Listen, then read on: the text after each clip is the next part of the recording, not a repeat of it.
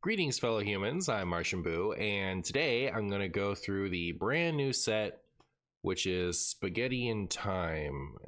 Space Time Smackdown. All right, it's the new set. So this is going to be based largely on Gen 4. We got a lot of new trainer cards in this set, which I think is really important. I'm going to start off with the trainer cards because I think the context of them is important for evaluating the Pokemon. And yeah, I'm really excited. I think this is going to be a big shakeup, and it's also going to improve the way that games generally play just because of the new trainer cards. So pretty excited. Well, let's get into that right now. So first of all, for trainers, we have some new fossils. So we got a couple new fossil lines. There's nothing really to say about that until we get to the actual fossil Pokemon. I don't know that being able to run 10 fossil cards in a deck matters, but you can now, I guess, if you really want to. One of the biggest ones for this set is Pokemon communication. So it works kind of like it does in the paper card game. You choose a Pokemon in your hand and switch it with a random Pokemon in your deck. In the paper card game, you get to choose both times, so it's actually a much better card. This is a big improvement for decks that, you know, in the same way that Pokeball is a good card for decks that consolidate their Pokemon, this is going to be a very good for decks that have just a few lines in them, because this can hit basics. This can hit the same Pokemon that you tossed back. This can hit, you know, if you're looking for your stage 2, it can hit your stage 1. So it's pretty all over the place. But say your deck runs 4 basic Pokemon and 2 stage 1 total cards in it, then you're going to have a pretty reasonable chance of turning your 3rd basic Pokemon after you've already started with whatever you started with and drawn a couple with Pokeball or whatever you're going to do. You're going to have a pretty good chance of hitting that stage 1 that you're looking for. And similarly, I think it's going to help stage 2 lines too, but you're giving up a card in your hand to get this new card. So if you miss, which is going to happen a lot, especially if you have a lot of Pokemon in your deck, you're just going to kind of be down a card in hand for no benefit. So it's pretty sloppy. I think it's going to get played a lot just because we're starving, right? Like, you know, beggars can't be choosers. We'll take any amount of consistency we can get from additional item cards. So this is pretty decent in that regard, but the fact that it's any Pokemon in your deck, I think, really weighs it down. It's going to be a little bit of extra consistency, especially if your deck is concise enough. But I think we're still going to have some trouble setting up our stage 2 decks reliably, even with this. We're adding tools. So I'm going to assume there are some special conditions in this set, and there are tools. And I'm going to assume they just work exactly the same way that they work in paper Pokemon. So in paper Pokemon, a tool, you just attach it to one of your Pokemon in play. Actually, it says right here. So use Pokemon tools by attaching them to your Pokemon. You can only attach one Pokemon tool to each Pokemon and it stays attached. So you put it on one of your Pokemon in play.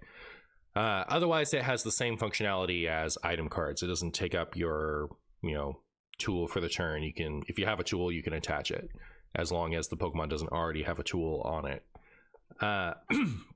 Giant Cape is a pretty good one. So within the context of this game, at least, I think Giant Cape in actual paper Pokemon is this exactly, which is not nearly as good there. But, you know, 28 extra health matters a lot for breakpoints. And so far, they don't have an item-based tool remover. So your opponent actually has to use their attack to get rid of these things. So if your Pokemon has 140 health and you're up against Mewtwo, you can attach a Giant Cape and it will have 160, which is enough to survive a Mewtwo. Or in a Mewtwo Mirror, your opponent can't just Giovanni and knock out your Mewtwo, you know, that type of thing. So I think Giant Cape will probably replace Potion in some lists. I think that there's going to be some reason to still run them together, but I think Giant Cape is going to be a very important tool card overall. Then we have Rocky Helmet, which is another tool. If this Pokemon this card is attached to is in the active spot and is damaged by an attack from your opponent's Pokemon, do 20 damage to the attacking Pokemon. So you put it basically turns any of your active Pokemon into a Druddigon. So it's a good stall card. We know that from the Druddigon. And yeah, you just get in some free chip damage without having to use your attack. I think there are a lot of Pokemon, like Weezing, for example, where this will be an extra valuable addition. And honestly, just like on your main attacker. So going back to the Mewtwo situation, if you have your Mewtwo up and you're up against something that has like, there's a Infernape in this set that has 170 health, which will probably get played, and Mewtwo can't knock that out in one hit, or you're up against another Mewtwo that has a giant cape on it. Mewtwo can't knock that out in one hit. You just put the Rocky Helmet on the Mewtwo, and if they're going to counter knock out or just try to damage the Mewtwo at all, they're going to knock themselves out in the process. So it's going to help you hit various breakpoints. It's going to discourage your opponent from attacking sometimes. I think it's actually really good in this context. Rocky Helmet is a little mediocre in paper, but the numbers are a little squished here. So I think that 20 damage on any Pokemon, especially considering, you know, we have a lot of extra slots in this environment that encourages you to have very few Pokemon in your deck with Pokeball and Pokemon communication. You know, a lot of decks are going to have room for this. It's going to be pretty good. Lumberry is at the end of each turn. If the Pokemon this card is attached to is affected by any special conditions, it recovers from all of them and discard this card. Not sure how I feel about that. I think I don't know. Hard to say. Like, it's at the end of the turn, right? So honestly, I think it's pretty bad. So you know what? I take it back. So you can put the Lumberry on in advance, and then your opponent can't paralyze you, right? Because if they do paralyze you at the end of their turn, this gets you out of it. But like, wouldn't you rather have full heal? So full heal in the trading card game is just you play it and then it recovers from all special conditions. It's an item card. It's this effect but on an item, and it happens instantly. You know, requiring to get to the end of the turn and then it removes the condition is really weird to me. So anyways, full heal never really gets played. I think status conditions are much more relevant in this game than they are in current paper Pokemon, so maybe it'll have some use, but I think if you're going to attach a tool, you're much more likely to attach Giant Cape or Rocky Helmet, and I don't think special conditions are relevant enough to ask you to include a whole copy of a card to resolve them anyway. So unlikely. The one thing though is Switch, which is an item card that does what it says. So you switch your active Pokemon with your bench Pokemon, no retreat required. That doesn't exist in Pokemon Pocket. That's only a paper card, and you would always use that in a situation where you would want to have a full heal in paper. So maybe there's more room for that type of effect in Pocket just because Switch doesn't exist to just bail you out, but I don't know. I doubt it. So I think if you're going to run a tool, it's going to be Rocky Helmet and or Giant Cape. Then we have Cyrus, which is Sabrina, but you get to pick what comes up instead of your opponent getting to pick what comes up. But the Pokemon has to be active, or I'm sorry, the Pokemon has to be damaged. So you can't just zoop up your opponent's bench Gardevoir if it doesn't have any damage on it already. But if that Ralts was active initially and you were to damage it with your own Ralts, I'm just going to keep using the Mewtwo Gardevoir deck as an example, I guess. But like, so say your Mewtwo Mirror started off with you both having a Ralts active, you went second and you did 10 damage to your opponent's Ralts with the Ralts' first attack. Then they retreat their Ralts to the bench and bring up their Mewtwo. They start powering it up. You can actually Cyrus that Ralts back up now, so the initial damage you did matters a lot more. So I think Cyrus is going to work well for that. There's also like Rocky Helmet and Greninja's ability, or the spread damage on Articuno EX. There are a lot of like chippy bench damaging effects that are going to matter now because they allow you to bring up things that you need to get knocked out. And also, like, I think the biggest use case for this is like one of the big strengths of cards like Starmie EX are they get to do their attack, they take a big hit, and then they retreat to where you can't finish them off, and they attack with something else. So now these Pikachu EX or Starmie EX type situations where they try to take a hit and get out of the way and bring up a new attacker to dodge points, they don't work as well because you can just Cyrus that Pokemon back up. You can't just go hide on the bench indefinitely and hide behind a healthy Pokemon like you can with Sabrina. So I think Cyrus is going to be a really good card. I'm not 100% sure how many copies of it are going to get played. Like, I think for a lot of decks, Sabrina is still going to be the more reliable option, but I think Cyrus as a one of, or especially in decks with like Greninja, it's going to be a two of, I think. You know, just depending on the way your deck plays, I think Cyrus will take over one or two of the Sabrina spots or supplement them. Then we have Team Galactic Grunt. Put a random Glameow, Stunky, and Croagunk from your deck into your hand.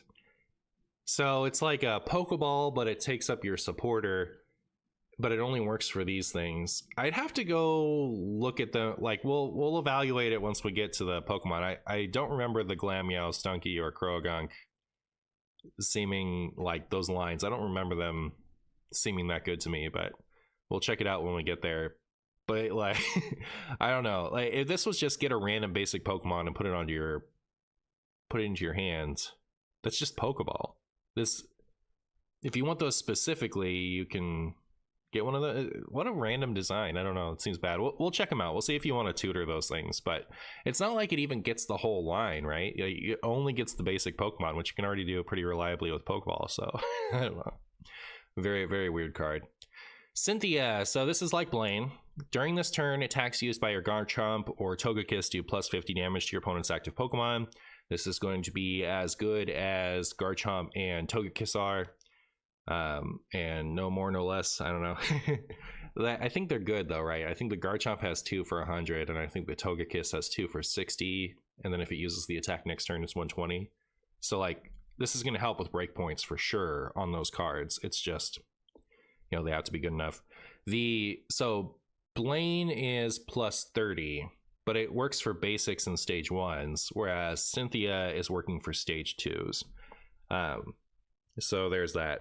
But anyways, I think it'll be good if those cards are good with, you know, bonus damage. Then we have Volkner, who has choose one of your Electivire or Luxray, attach 2 lightning energy from your discard pile to that Pokemon. You know, I didn't think about that being discard pile the first time I read it. It's not from your energy zone. You know, you have to have discarded those energies first. Interesting. So it's not a way to power up your initial one. The Luxray discards its energies, so like I could see how Volkner is really good with that. The Electivire I don't think does. So that's like you power up the Electivire after one of your other attackers has already gone down. Something like that. I don't know. I think Volkner is good. I think Volkner makes those cards good. I have to go back and look at them, and we will. Dawn is, I think, possibly the most impactful trainer in this whole set. So, supporter, move an energy from one of your bench Pokemon to your active Pokemon. And we know from Lieutenant Surge that effect is really strong, right? Like being able to retreat your active Pikachu EX and surge up the Pikachu EX's energies to a new attacker like Raichu is a really strong play, like when you pull that off. The problem with Lieutenant Surge is it has a very narrow use case. It has to be to one of specific Pokemon, Raichu, Electrode, or Electabuzz. But Dawn lets you move 1 energy from a bench to any active.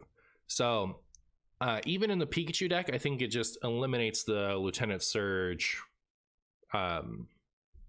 value entirely. Like you don't have to run a stage 1 anymore. You can just retreat your active Pikachu EX that's already taken a hit, send up the other one, and without having to power up the new one for 2 turns, you can just retreat it and move the one you didn't use to retreat to the active, and then attach your energy for the turn to the new active, and you're just ready to go right away. So that works well for the Pikachu deck. It works well for, you know, the Starmie deck. Same thing. Like anything where you want to be able to take a hit and send up a new attacker, it's going to help a lot. So I don't know. I think this is going to be a really versatile card. I think it's going to go in a lot of decks. It's going to allow a lot of things that can take a hit and change attackers to be able to do it where they couldn't before because they required 2 whole turns or 3 whole turns to attach a bunch of new energy. So Dawn is going to be really good to chain attackers, I think. It also does work with things like Magneton. So like you could, if you wanted to be cheeky, like use Magneton to power up things like Pikachu EX or Zapdos. You know, Magneton every turn, it attaches energy from your energy zone to the Magneton. So unlike before where we had to use Lieutenant Surge to move those energy onto a very specific Pokemon, you could use it just to gather energy from whatever and move it. But there are other cards in this set that use attacks to attach to your bench, so I think it's going to be relevant on, you know, a bunch of things as far as proactively getting energy. But I think just being able to switch from attackers is enough to give Dawn value, and everything else is just cake. Then we have a version of red card that's actually good, probably. So Mars, your opponent shuffles their hand into their deck and draws a card for each of their remaining points to win. So like if they've already knocked out one of your EXs, they only need 1 point left to win. When you play Mars, they're going to 1 card in hand. So I'm still not 100% sure that this is any good in pocket, because a lot of the time at that stage of the game, your opponent doesn't have a lot of cards left in their deck and their hand is already pretty low. So it could be that like against a lot of opponents, this is still just as unimpactful as red card. But as long as it's not right off the bat, it's always better than red card, right? Like putting your opponent to 3 cards in hand gives them a lot of options in pocket, and Mars has high potential to put them to basically nothing. So I don't know. I think that you're going to see a lot more hand disruption now, because Mars is definitely better than red card, especially because in pocket, you're not as pressured to use your supporter for specific things as you are in paper. So yeah, I think this will be really good. A lot of the trainers, like, I don't know. So Pokemon communication is going to go in a lot of things. Cape and Helmet, I think, are great. Cyrus is a great option. Dawn and Mars, I think, are going to go in. You're going to see them in most decks, I think. You know, at least 1 copy of each of them.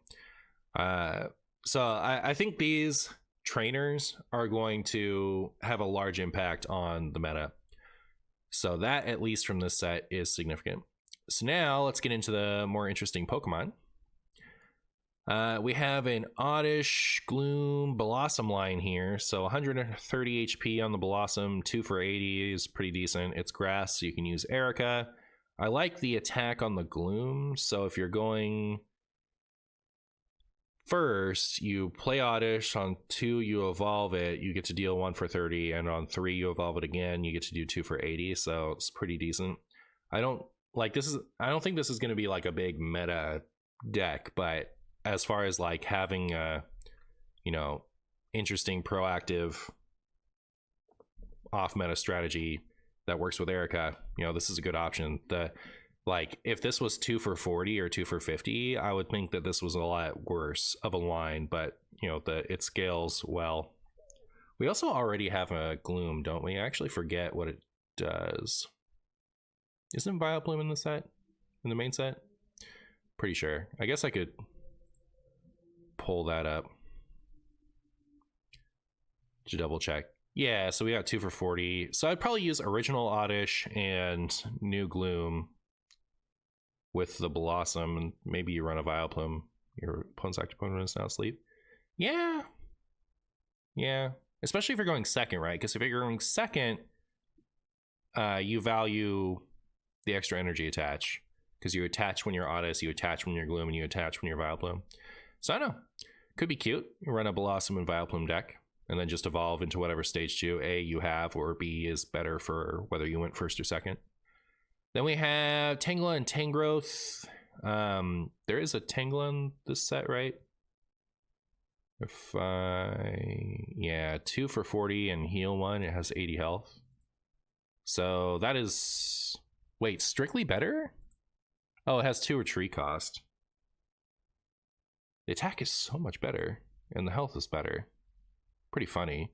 So I think if you were going to run a Tangrowth deck, you would use the old Tangela. But yeah, so you're not going to run a Tangrowth deck though, right? Maybe you might. Like 130 HP is decent. You can use Erica. You can Giant Cape to 150. You can run it with you'd have to run it with Superior because it's 4 energies is a lot to ask. So you're going to be running with this with Superior if you're running it at all. So you're doing 2 for 90, healing 30 from it. Could be an interesting tank, but I think too many things deal 130, 150 in one go. So you're not going to have a lot of luck with 10 growth, I don't think. Then we have Yanma and Yanmega. So 50 does have a retreat cost. Colorless. So I think that matters for the Yanmega. Yeah, it's colorless energy. So 1 for 20, pretty decent. Health is low. But Yanmega EX is 3 colorless for 120, and then you discard a random energy from this Pokemon, but it's only asking you for colorless energies, so you can just put this in anything, especially if you want to be able to do grass weakness. But 3 for 120 is pretty decent. We have some Pokemon, there's a Manaphy and there's a Dialga, at least off the top of my head, that have attacks that can put energy on anything. So the Manaphy puts water and the Dialga puts metal, but it doesn't matter because this is only asking you for 3 colorless energies. So you can put those energies on the Yanmega and expect it to attack. So 140 HP is pretty decent. You can use Erica with this. You know what? I would probably run this. Weezing has a much better partner in this set. I'm so excited to talk about it. But I used to think that Wigglytuff EX was one of the best partners for Weezing because, you know, there aren't any good dark attackers. It requires 3 energy. It does 80 and puts the Pokemon to sleep. The Wigglytuff EX does. And I think that this fulfills that role better. I think the extra 48 damage is much better. I think the ability to use Erica is better. So I could see running this with Weezing. It definitely like takes advantage of the chip damage from the Weezing better, right? So if your Weezing dealt 30 in poison, so 50 total damage, that and Air Slash knocks out pretty much anything. So I think it would make a good partner. Moving on to Roserade, we have Roselia with 70 HP, 1 for 20, pretty decent. Then Roserade has 100 health, 2 for 50. Your opponent's active Pokemon is poison. I think that's pretty decent.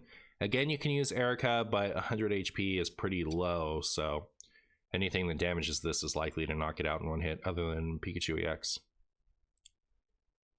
We have the Torterra lines. So it's the bummer attacks, right? So even if you're going second, you attach energy to Turtwig, it can't attack. It evolves to Grotle, you attach energy, it can't attack. And then you evolve to Torterra, you attach an energy, it can't attack.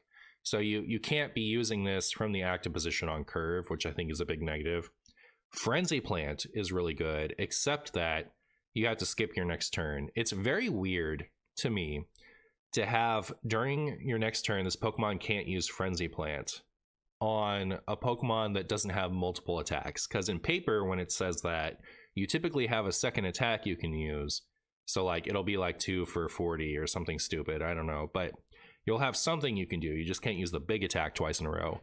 Why doesn't this just say Torterra can't attack during the next turn? It only has 1 attack. So maybe they'll add TMs eventually and it'll like matter sometime, but I don't know, that's just me being stupid.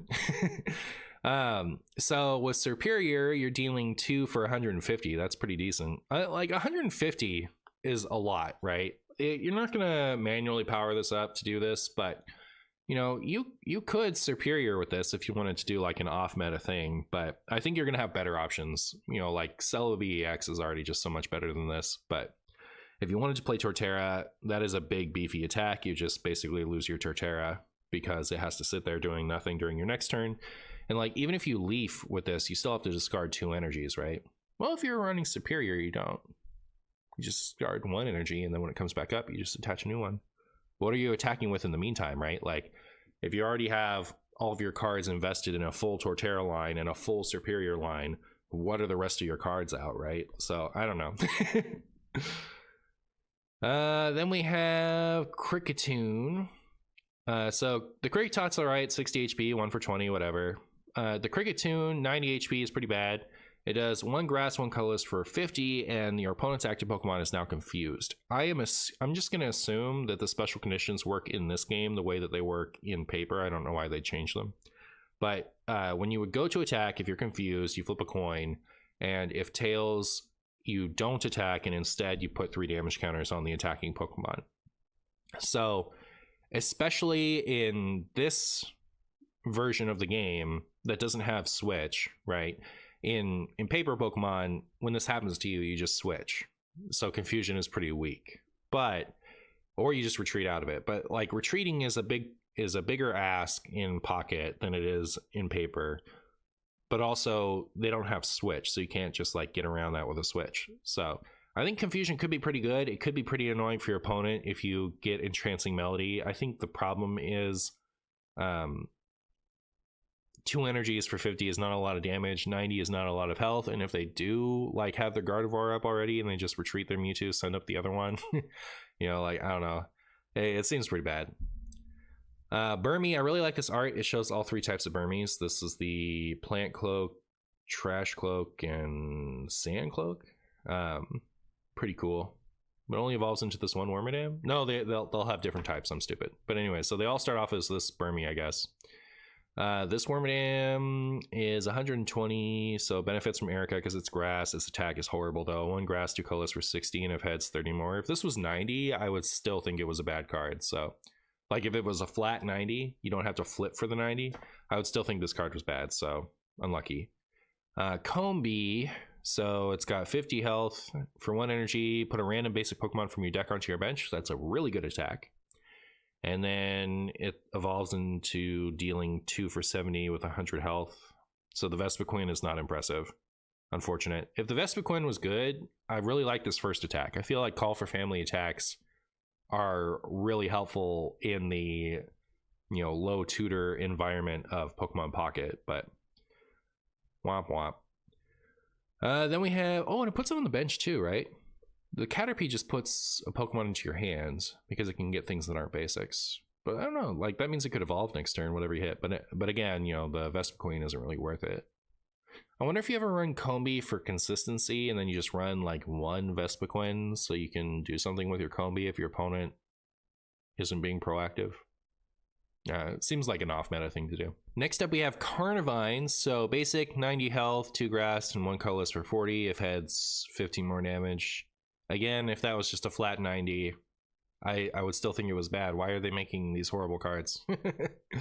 Leafeon, so 90 health, which is awful, but it's a grass and a colorless. So 1 colorless could be whatever else. Does 90 damage, and then you can't use that attack this turn. See, this one has it. Like, this Pokemon says this Pokemon can't attack. It doesn't say this Pokemon can't use Leafy Cyclone, like Torterra says Frenzy Plant. Why the difference? So strange. But anyways, 2 for 90 is pretty decent, especially if you think about, I mean, like running an Eevee and a Leafeon is a lot to ask in a superior deck. But if you're trying to make like an Eevee box deck, being able to attach just 1 grass and then be able to attach like a water or fire or whatever for the second energy is pretty decent. 2 for 90 is a lot, right? We know that from Pikachu, and this only gives up 1 point. The fact that you can't do it twice in a row is pretty devastating, right? I don't know. I guess the Ninetales is kind of similar, but you can use Blaine with that. You can hit 120 damage, whereas Leafeon is just doing 90 and then probably gets knocked out, and if it doesn't, you have to retreat and attack with something else. Yeah, it's probably not great, but it's interesting. Rotom, so 80 HP, flip a coin. If heads, discard a random energy from your opponent's active Pokemon.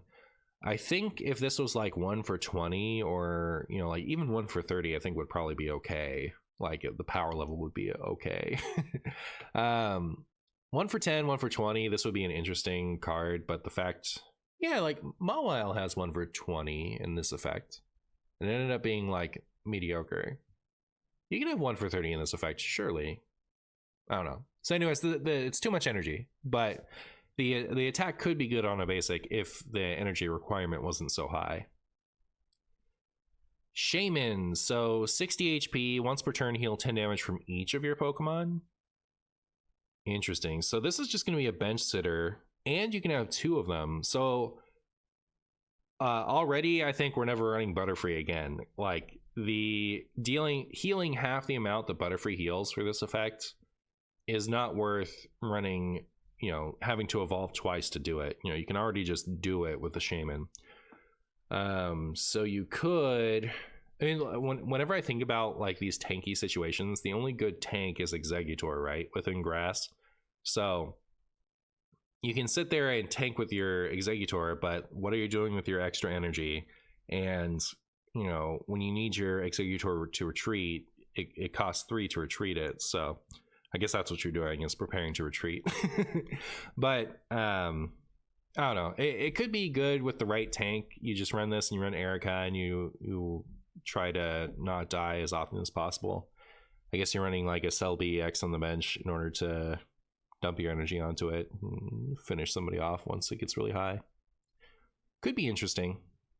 Also, you don't have to only run this in grass. You can run this in anything. You're just not going to attack with it unless it's grass.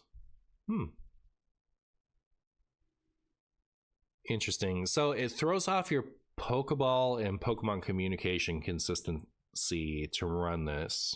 So it's a little awkward. But just having one of these, healing all of your Pokemon helps them to dodge Cyrus if they took early chip damage. And yeah, I don't know. It could be interesting. I could see a deck running 1 or 2 of these, especially like, I don't know. It's a good way to give some value to those like only 1 Pokemon decks, like the Zapdos only or the Articuno only deck. Like you can run the Pokeballs now. Because like before, if you're running an Articuno or Zapdos only deck, running Pokeball is pretty stupid because you only have 1 other Pokemon to find. But then a lot of the time you just won't start with it and it'll suck. So I don't know.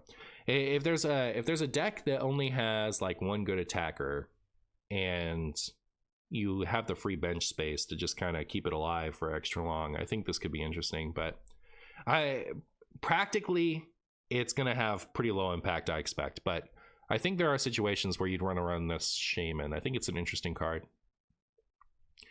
Then we have Magmar, which is interesting because it helps you power up your Magmortar, but is boring because you can't use Blaine with it. So that's a little sad.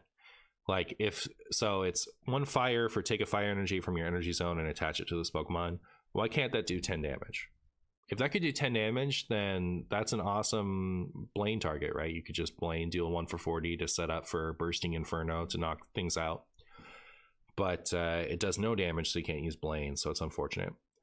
Magmortar does 4 for 100, and your opponent's active Pokemon is now burned. So you can stoke with Magmar, or you can power it up with Moltres, which I think is interesting. 130 HP for a non-EX is decent. Although it's not decent for a high investment Pokemon, right? The points matter less if it requires you to invest a lot in that Pokemon, which this does. It requires 4 fire energy to get going. So even though it's only giving up 1 point, you're giving up a lot of your tempo when this gets knocked out. Anyways, 4 for 100, your opponent's active Pokemon is now burned. The way that burn works in the paper TCG is in between turns you take 20 and then you flip a coin, and if heads you're not burned anymore. So it averages to be the same amount of damage as poison, but once you get tails, you're free from the special condition. It doesn't keep going. So there's that. So this does at least 120, and if they stay burned, it could deal 20 more coming back to you. I think that's pretty narrow. I think this is pretty bad, but I do think that it's cool that you can either power it up with the Moltres, or you can just be attacking with Stoke on the Magmar and get it set up that way. I don't think it curves very well, right? So you go, if you go first, you have the Magmar out, and then coming back to your turn, you can evolve and attach an energy, but you don't, you Stoke. And then you probably get it knocked out depending on what you're up against. And then if you're going second, you attach an energy and you Stoke, and then next turn you attach another energy and you evolve, and you still can't use Bursting Inferno. So I think Stoke is going to be the backup plan, and the main plan is to use Moltres. All right, then we have Slugma, 70 health, 1 for 20 is decent, 2 retreat cost is awful. Mad Cargo is 120 health, which is all right. It does 1 fire, 1 colorless for 30. Your opponent's active Pokemon is now burned. The 10 less health on Wheezing is so much better than this, I think. Like, because you can flip out of burn, poison is always just going to be better than burn is. Like, so I don't know. It does a lot more like upfront damage. So, you know, initially it's guaranteed 2 for 50, but I don't think this is a whole energy better than Wheezing. So I don't think this is very good. Then we have Chimchar, 60 HP, 1 for 20, 1 retreat cost, it's fine. Monferno has the right energy, so it's 1 fire for 30. So if we're going first, we play Chimchar, can't attack with it, evolve to Monferno, attach a fire, we can do 30. And then when we evolve to Infernape, we can attach another fire and deal 140, which will definitely finish off whatever we dealt 32. So it has, like, the middle stage has a good amount of energy as far as curving out our attacks. The Infernape is interesting because, you know, like 170 health is a lot. That's a lot. That's pretty good.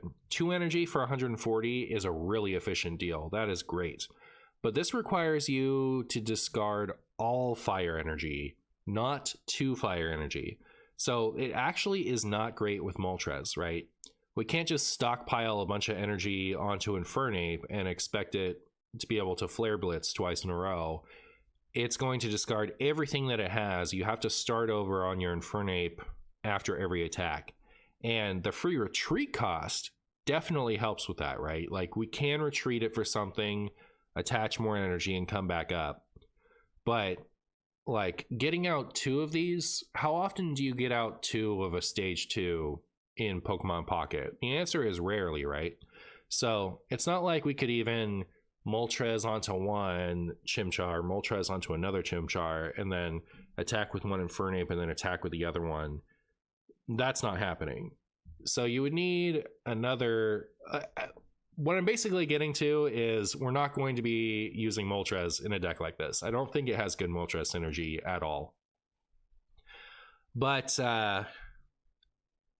140 actually doesn't knock out that much, right? Like, it doesn't knock out Mewtwo, it doesn't knock out Gyarados, it knocks out like Pikachu and stuff. Like, this would feel very oppressive against Celebi, against Pikachu, against Starmie, you know, against Articuno. Like, it's destroying all that stuff, easy peasy. But and like 2 energy is really fast, so you knock out their main attacker, and then they have to build up another one too while you build up your second Flare Blitz.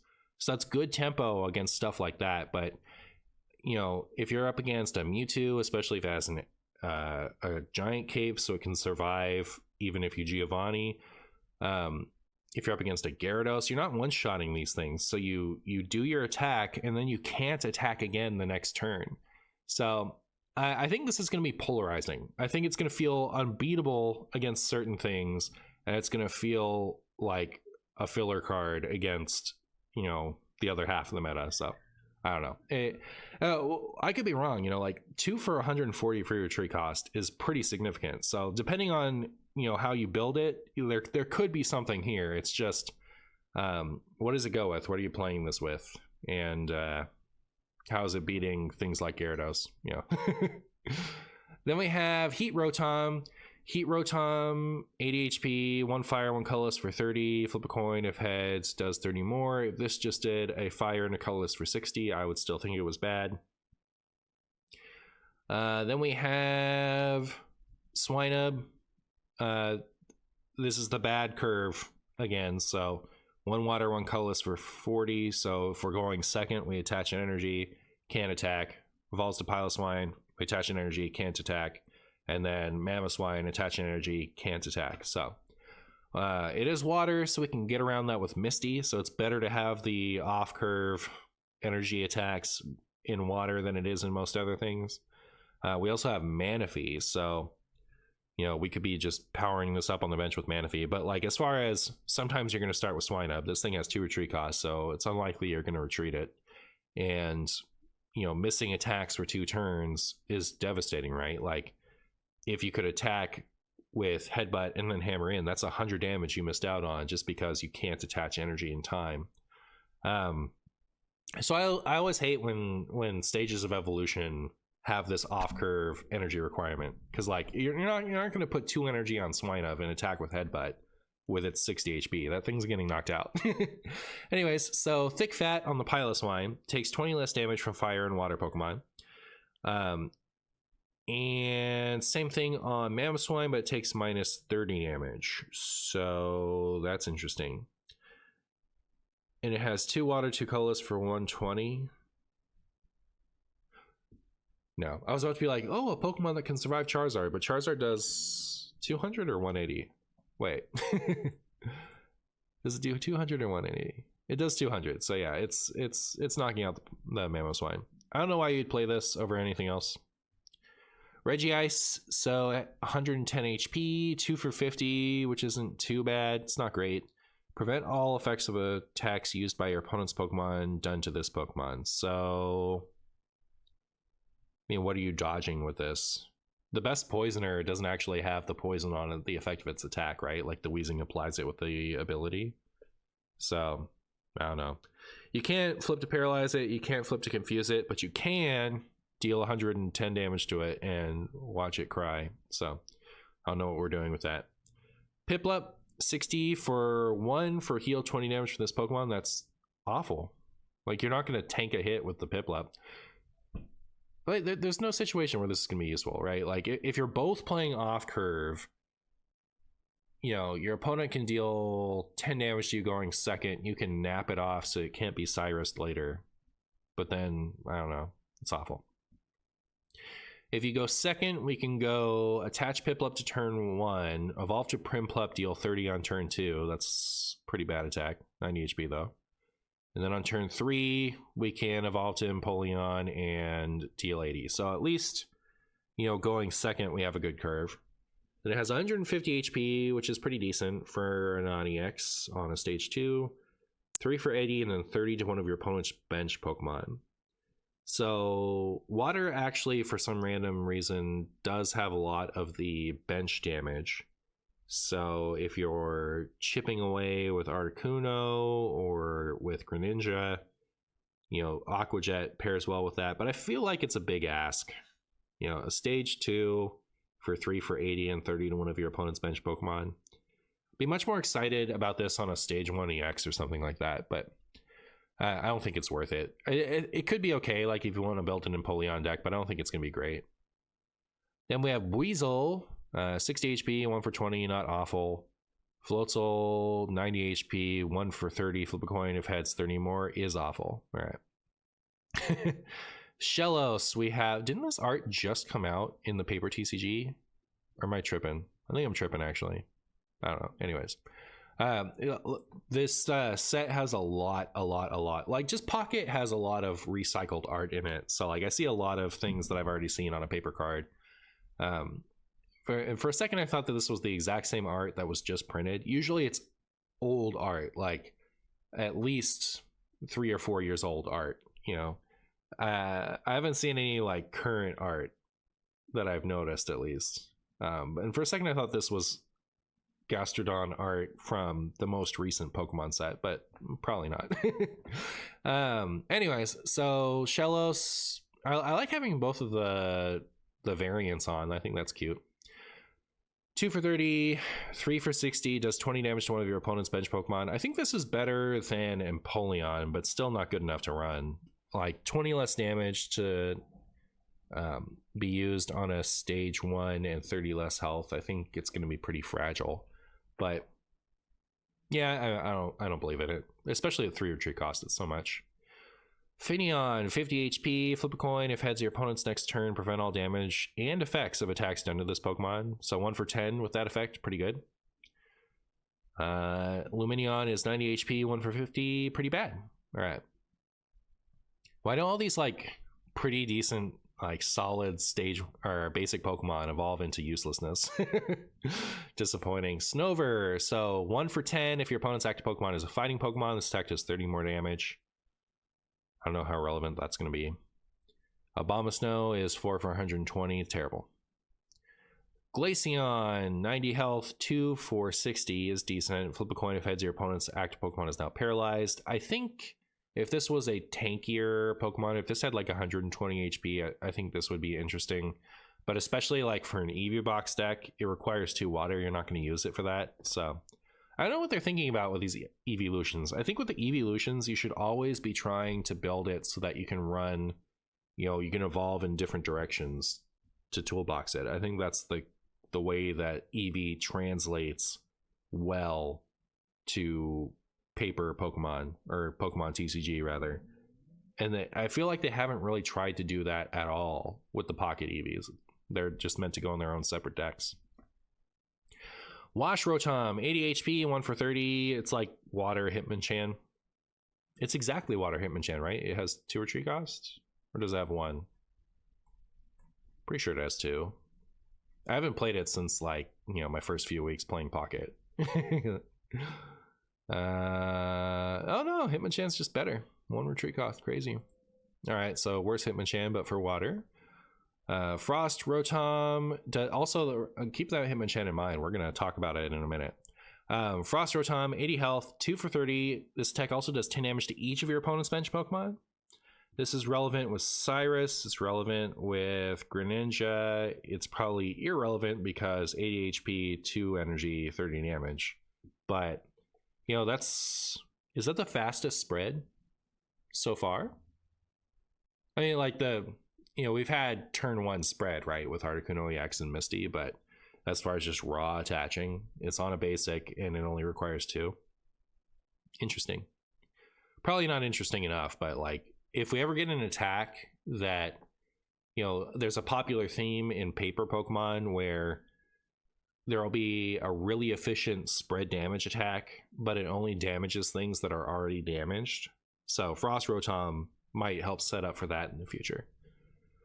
Then we have Palkia EX. So 150 HP basic EX, that's a lot. 1 for 30, so it can get going right away. That's pretty good. Then it has 4 for 150, and you can discard 3 water energy from this Pokemon. This attack also does 20 damage to each of your opponent's bench Pokemon. I think this attack is kind of decent, or this Pokemon rather. I really like the first attack only requiring the 1 energy. I think that's significant. You know, with Mewtwo, you always have to sit there and just stare at your opponent for a turn, right? But with Palkia, you can deal 30 and then deal 30 instead of waiting a turn to deal 50. So I do like that. The secondary attack, we can get there with Misty, but we can also get there with Manaphy and Vaporeon. So Manaphy, 50 HP, which is sad, but Ocean Gift, choose 2 of your bench Pokemon. For each of those Pokemon, take a water energy from your energy zone and attach it to that Pokemon. So if you have Manaphy active, Palkia, and Eevee on the bench, you put a water on each of them, and then when it comes time to Palkia, you're evolving into Vaporeon, you move the energy that weren't on the Palkia up to the Palkia, and it can attack that way.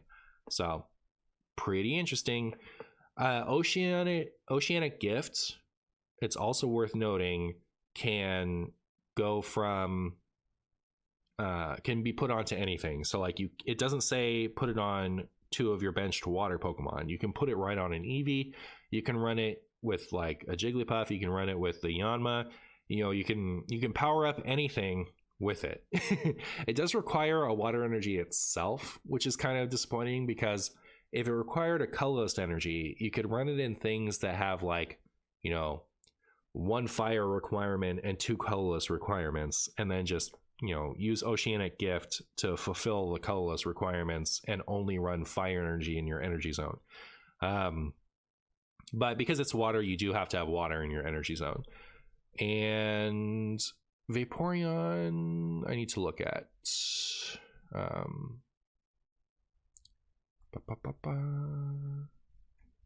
in the mini set, so we have to change things here. Sets. Tropical Island.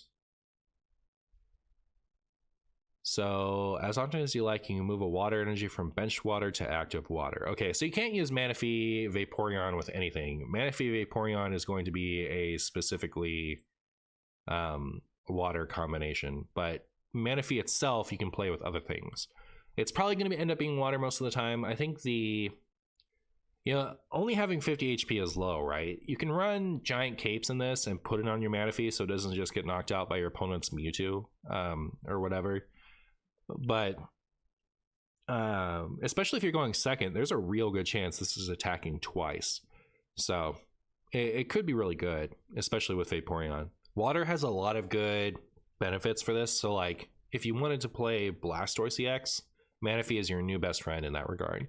Because Blastoise requires a lot of energy, and it was asking you to high roll Misty before. And now you don't have to. You can attack a couple times with the Manaphy. Especially if you're running Vaporeon, you get to double dip on Oceanic Gift. But I do think Palkia EX and Articuno EX are going to be the best beneficiaries of Manaphy. And even if you're just like, think about the really basic Articuno EX Starmie EX deck, right? You can use Manaphy as your first attack. Like, you go second, you start Manaphy, you use Oceanic Gift. You put an energy on Staryu, you put an energy on Articuno, you're not even running Vaporeon. Then next turn you come up, evolve your Starmie, you get to do your 90, and your Articuno isn't starting from nothing anymore. You can be powering up the Articuno or not have to high roll as hard with your Misty to get the Articuno up and running because you were able to put that extra energy from the Oceanic Gift onto the Articuno. So I think Manaphy has some interesting potential. 50 HP is low. Giant Cape might help, but I think it's an interesting card. It's one to watch. I think we'll see it pop up somewhere. Then we have Magnemite. So 60 HP, 1 for 10, pretty bad. 1 retreat cost, pretty good. Magneton, 2 for 50, pretty good. So going second, we attach energy to the Magneton on 1, or Magnemite on 1, evolve to Magneton, attach energy, get to attack with Lightning Ball on 2. We don't have to miss damage. And then Magnezone, 3 for 110, discard all lightning from this Pokemon. Bad. Interesting though. So like here's so it's funny that the Magneton wants to put 2 energy and like one asks for 2 lightning, and Magnezone encourages you to only have 1 lightning, so that doesn't mesh up well. There was a genetic Apex Magneton though, wasn't there? Weren't all 150 in it? Oh yeah, duh. Wait, oh, the Magneton that charges itself up. Oh, that's actually kind of cool. Okay, so think about it like this.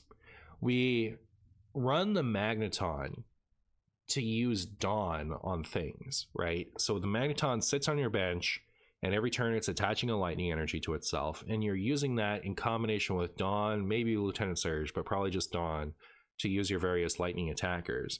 But you're not going to Dawn every turn, so there are going to be extra energy just accumulating on the Magneton. And later on in the game, you can just evolve to Magnezone and use Thunder Blast. I think that's pretty cool.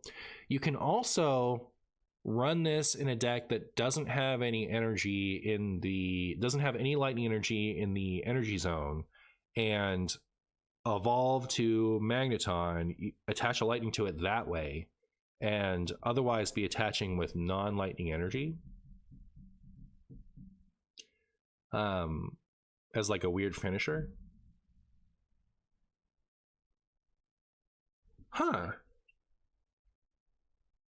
Yeah, you can just do that in other things. Like in combination with Dawn, right? You can use the Magnezone and Dawn to power up anything that requires a colorless energy in the attack, and then use the Magnezone to blow something up later. So what's a good example? What's something that like we've had already that asked for too many energy that Dawn would fix?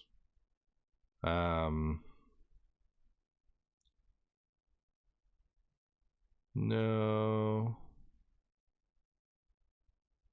Sure, I guess. Like, just taking a random example, right? Like, we have the Centiscorch. This isn't the best example. In fact, it's a bad one. Let me find a good one. I don't know. Arcanine EX has a colorless energy in its requirement. So imagine you're running. I think there are better examples than Arcanine EX, but I'm not going to run through the whole collection and try to find out the perfect one right off the bat. But just as a proof of concept. So Arcanine EX requires 2 fire and a colorless to deal 120. So it's on the 3rd turn, or, you know, still probably on the 3rd turn if you're using Moltres. But anyways, you on turn 1, you attach to Arcanine. You have or attached to Growlithe, and you have a Growlithe active and a Magnemite on your bench. On turn 2, you evolve to Arcanine EX, and you evolve to Magneton. You use Magneton's energy ability to put an energy on the Magneton, then you use Dawn to take that lightning and move it to the Arcanine. Then you attach a second fire, like your fire for the turn, to Arcanine, and it just got to attack on turn 2 for 120. And then from then on, the Magnezone is just, or the Magnemite is just sitting there, or the Magneton, sorry, Magneton is just sitting there using its ability every turn, and you can use the Magnezone later as like a Pokemon that you didn't have to invest your energy every turn in order to get it ready to go. Interesting. I feel like Magneton plus Dawn plus 1 copy of Magnezone is just a good fit for any deck that requires any amount of colorless energy and doesn't have a good way to accelerate that energy yet. I'm excited to play around with that. That, like, you know, if I was still trying to make daily pocket content, I feel like that would show up in half my videos. That's cool. I didn't think about it, like using it to justify the Magneton inclusion for Dawn. That's cute. It's like getting, like, Magneton plus Dawn is like getting to run Brock in any deck for anything, you know. So then we have Voltorb, 1 for Big Explosion, which does 1 for 30 and 10 to itself. I feel like an attack called Big Explosion not knocking out the attacker is a flavor fail, so I'll give this attack an F-. But as far as functionality, it's good, right? Like 1 for 30 is good on a basic. And then you would probably evolve into the other Electro. The other Electro does 2 for 70 and has free retreat costs. So if you're going second, turn 1 you do 1 for 30, turn 2 you do 2 for 70. Pretty decent. Electabuzz has the same deal as the Magmar, so just 1 for attach a lightning energy to it. Lightning energy from the energy zone. I think it's a little more interesting than the Magmortar is, the Electivire is. So with the Magmar, we're stoking and then we can't follow it up with the attack, right? Because it goes from you attach energy to the Magmar, you stoke, it has 2 energy. The next turn you evolve it and attach energy, and it has 3 energy, but it needs 4 to attack. So that's boring. With Electivire, the Electabuzz, you attach energy to it, you use charge, it has 2. You evolve it, you attach energy, it has 3. And it can still do 40 damage, right? If this Pokemon has at least 2 extra lightning energy attached, this attack does 80 more. So at least you got to use Exciting Voltage for 40. And then next turn you can follow that up with 120. The problem is I think 4 for 120 is pretty bad. So I don't know that I'm excited to do that. You can, like, Magnetons and Dawn and or Lieutenant Surge onto the Electabuzz and then evolve to Electivire, but still you're only dealing 120, so it's a little disappointing. I do think though, like, there's that mini set Electabuzz that for 2 lightning energy does 40 anywhere. With the addition of Cyrus, that Electabuzz becomes more interesting. So if you use like Lieutenant Surge or Dawn to justify that Electabuzz in your Pikachu EX deck, you could include a single copy of Electivire so that you know, if you happen to have extra energy, you're dealing 120 when you Lieutenant Surge, or you've already done 40 to your opponent's bench and you want to be able to have more HP so your Electabuzz doesn't just get knocked out. It's an interesting option. I don't think it's going to actually manifest in a meta way, though. Then we have Shinx. So basic for 60 health is decent. Flip a coin if heads during your opponent's next turn. Prevent all damage and effects done to this Pokemon. Pretty good. Doesn't do any damage, but it's fine. It has 10 more HP than the Lumineon does and actually evolves into something that's interesting. So going second, turn 1 we hide. Turn 2 we deal 40. Turn 3 we deal 120 to one of your opponent's Pokemon. This is one of the... Oh, Electivire was the other Volkner one, right? It was Electivire or Luxray. So we can power up the Electivire if we've already like say we've put Electabuzz and Electivire, probably not this Electabuzz, but whatever. We put the Electivire line in a Pikachu EX deck. We can wait until a Pikachu EX has done its deed and gotten knocked out, and then we can Volkner the Electivire. So get a bunch of energy, extra energy that way. Because you have to remember, Volkner takes lightning from the discard pile. You can't use it proactively. It has to be once you've already done something.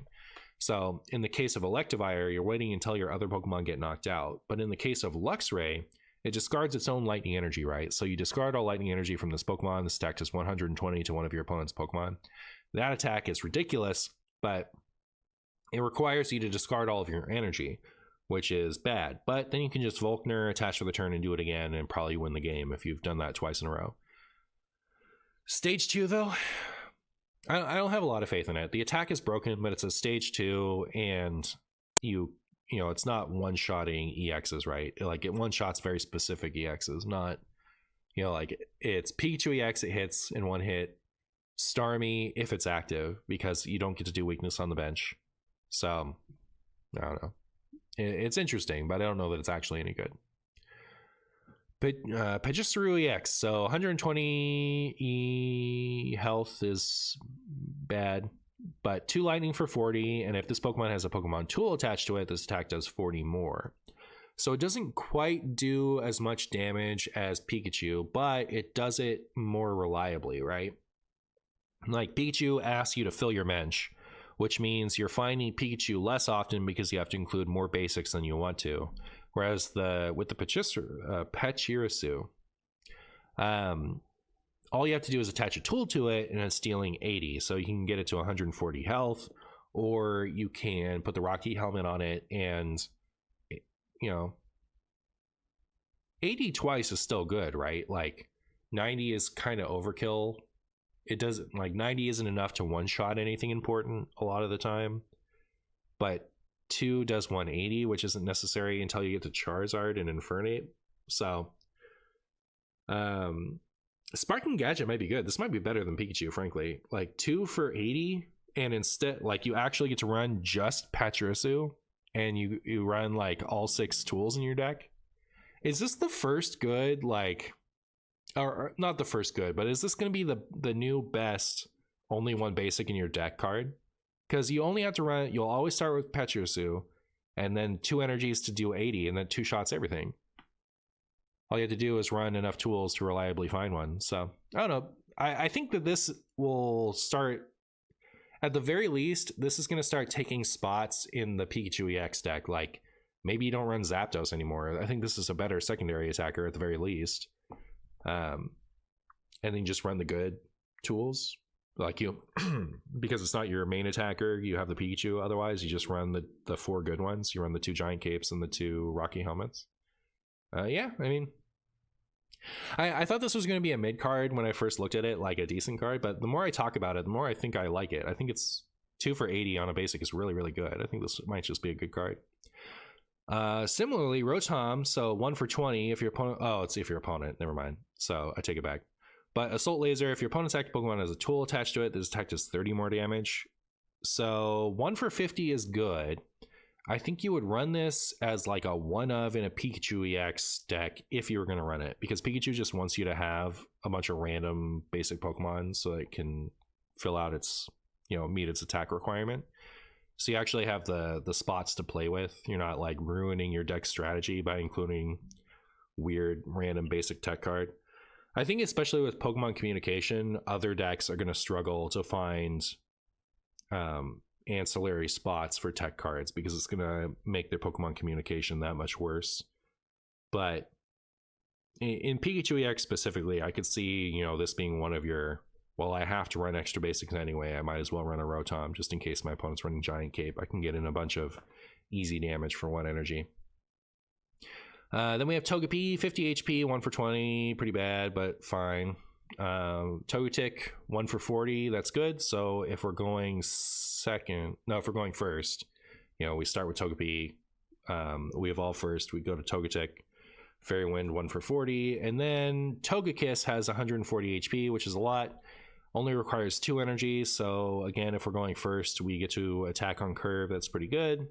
And then during your next turn, this Pokemon's Overdrive Smash does 60 more. So the first time you attack with it, it does 60, and then the subsequent times it's going to deal 120. And you can use Cynthia to boost that damage by 50 at any point. So, you know, 40 into 60 is 100. So if you use Cynthia, you're knocking out Mewtwo, you're knocking out whatever. Knocking out pretty much, no.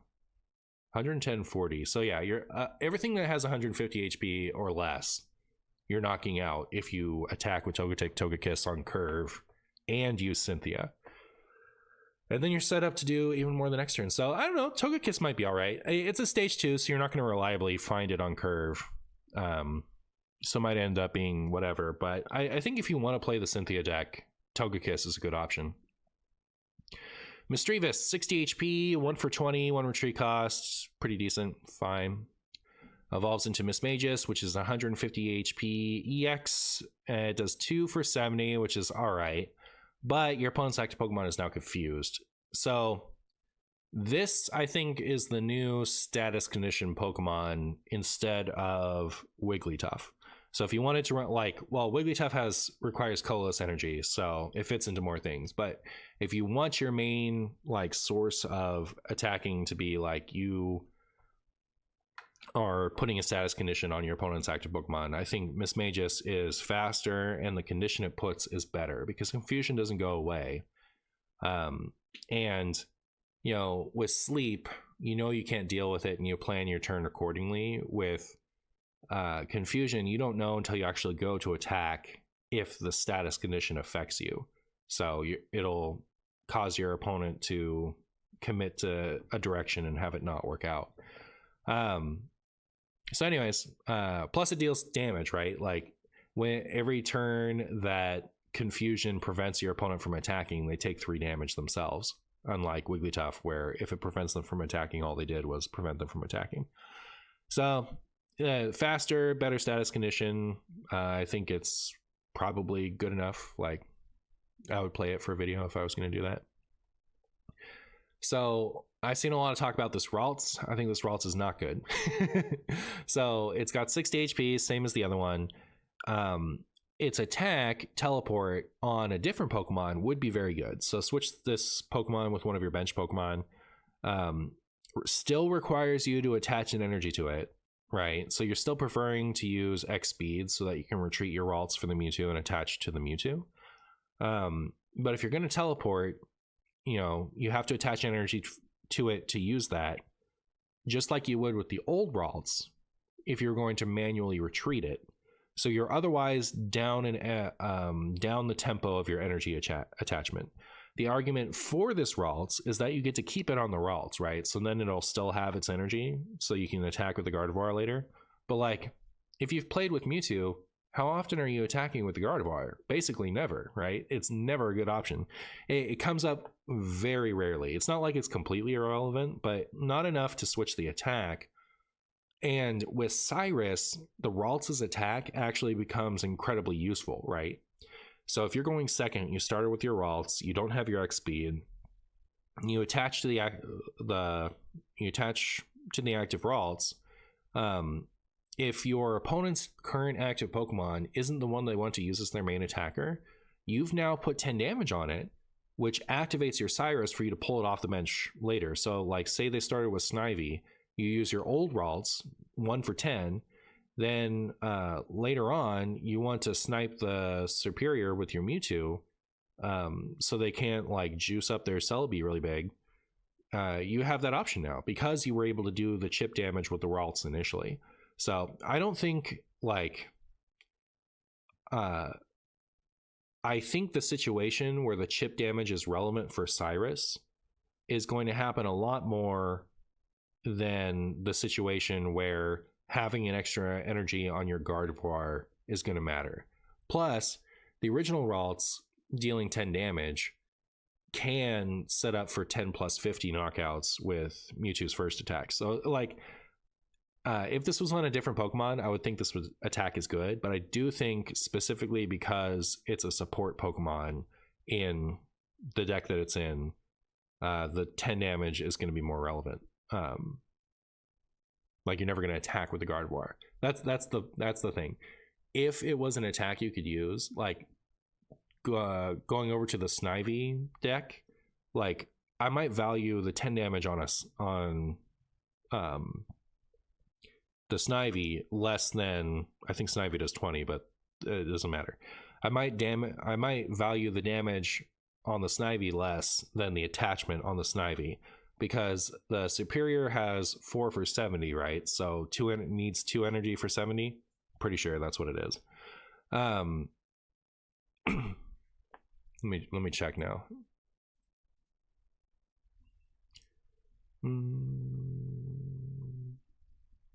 I don't think it matters, even if it only needed 1 energy. Yeah, so it's 4 for 70. If the Snivy had that attack, attaching to it matters, because then later on, if you have to attack with a Superior, all you have to do is attach 1 more energy and you're dealing 70, and that's a pretty significant chunk. But like Gardevoir dealing 60, it feels like so much less to me, and you're pretty much just one-shotting things with Mewtwo, so I don't know. I think the damage dealing Ralt, long story short, I think the damage dealing Ralts is better because of Cyrus. So then we have Kirlia, 80 HP, 1 for 20. Isn't the other one, is it 2 for 30? Is that what it is? If this is, no, it's down. 2 for 30. Okay, so this Ralts is, or this Kirlia is better. Instant upgrade, right? It's just like strictly better. It's not strictly better, because like sometimes you can have 2 energy on your Kirlia. But yeah, I'd much rather have the 1 for 20. But it's a small upgrade. Upgrade nonetheless. I do think this Ralts will be good for the Gallade. We're going to talk about the Gallade in a second. I do think that this is the superior Ralts for the Gallade deck. Maybe. Because Cyrus still matters for that too. Anyways, Duskull, 1 for 20 is fine. Dusclops, 3 for 50 is bummer, because we never curve this attack. Never happens. So, Dusclops basically might as well not have an attack because of how the curve works. Then Dusknoir, 3 for 70, but its ability is, as often as you like during your turn, you may choose one of your Pokemon that has damage on it and move all of that damage to this Pokemon. I wonder, can you move all of its damage, not as much of its damage as you want? So like, if your Charizard takes 160 damage, not that you're going to run these two together, but like theoretically, if your Charizard takes 160 damage, you can move all 160 damage to the Dusknoir, right? It doesn't move one by one until the Dusknoir is knocked out.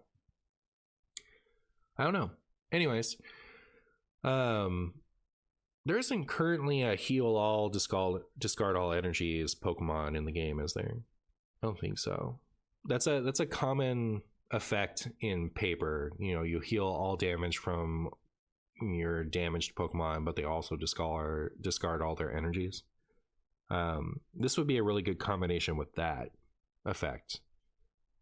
So I think because this is a stage 2, you're going to want to pair it with something that is a basic attacker that might survive a hit, and then you just use it to keep your energies safe. I think it's a lot to ask. I think it being on a stage 2 is a little, slow. I'm not sure how often this is going to be relevant, especially so many decks just try to one-shot you, right? So like, if you're running a Dusknoir line, against a Charizard, it's just a bunch of wasted slots because your active Pokemon isn't getting knocked out or isn't going to survive the attack to be healed by Shadow Void. Similar deal with, when you're up against Mewtwo. So I think it's probably a lot to ask, but maybe they come out with like Pokemon Nurse someday, which was, it was a supporter that worked as I described. You pick one of your Pokemon, heal all damage from it, discard all energy from it. Maybe we get like a Wailord EX with 250 HP. That gets to soak up whatever damage. You move it off with Shadow Void and Nurse. I don't know. Drifloon and Drifblim. So 50 damage, 1 for 10. During your opponent's next turn, this Pokemon takes 20 less damage from attacks. I think that's decent. It's not as decent as if it just had 70 health, but it's not a bad attack. And then Drifblim is 2 for 60, 100 HP. It's like a free-to-play filler card. Uxie, 70 health for 1 for 20, and take a Psychic Energy from your Energy Zone and attach it to Mesprit or Azelf. So this was the Pixies deck was a deck in Pokemon in like 2008, 2009, sometime around then. And it works exactly like this. You had support, Azelf, and Uxie, and then your Mesprit just had this gigantic attack on it, which was awesome. So the Mind Boost lets you power up your Mesprit or Azelf. The Azelf does 1 for 20 to one of your opponent's Pokemon. This is good in the Pixie deck or just in a Psychic deck. 1 for 20 to one of your opponent's Pokemon is, first of all, just better than Hitmonlee, which forces you to attack the bench. So like, 1 energy for deal damage to any one of your opponent's Pokemon is pretty good on a basic. I think that's just a good card. You might consider just running an Azelf in a deck like Mewtwo just to activate your Cyrus. So Cyrus existing is affecting all these opinions, by the way. So just 1 for 20 to one of your opponent's Pokemon is good considering Cyrus. But then you have Mesprit, who has Supreme Blast, 3 for 160, and you can only use it if you have Uxie and Azelf on your bench, and then you discard all energy from it. So, you power it up with the Uxie, then you deal 160 damage, and it's pretty fun. I think, it's going to be a tough ask, right? Because you're powering it up with the Uxie. How are you powering up the second one, right? It only has 70 health, so you have to get your opponent has to basically have a slow start, and you're going to have to your first Uxie is probably going to get knocked out. You would run it with the Gardevoir, I guess. It would be a replacement for Mewtwo. You would run the Pixies and the Gardevoir line. So your Pokeball is completely scuffed. Your Pokeball is trash.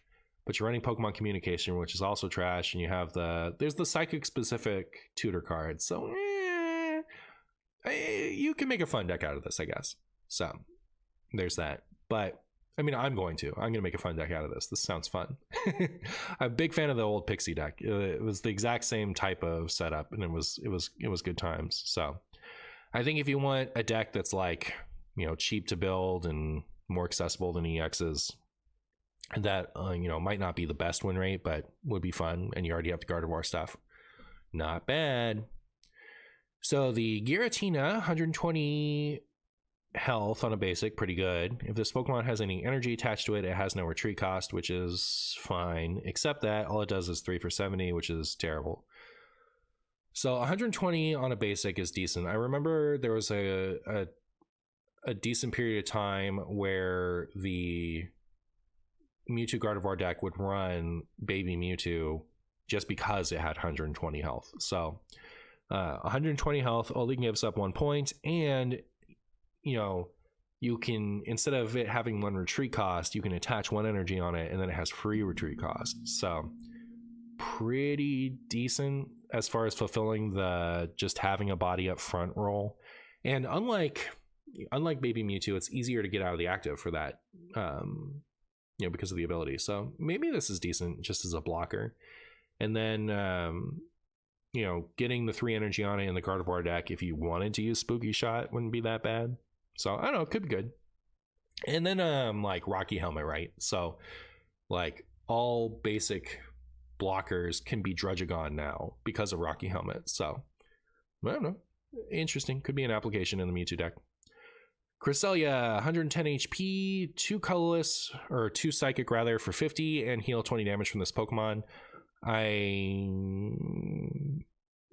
mean, it's better than Lapras EX, but low bar. Rhyhorn, basic 2 for 40, bad. Can't do it on curve. Same thing with Rhydon, stage 1, 3 for 70, bad. Can't do it on curve.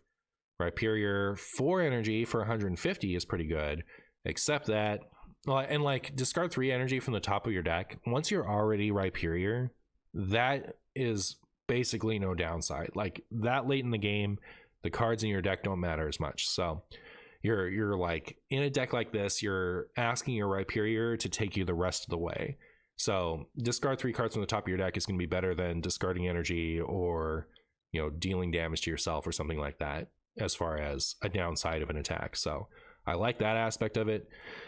But how are we getting the energy on? We're not. So it's kind of irrelevant. Gligar, so 60 HP, 1 for 20.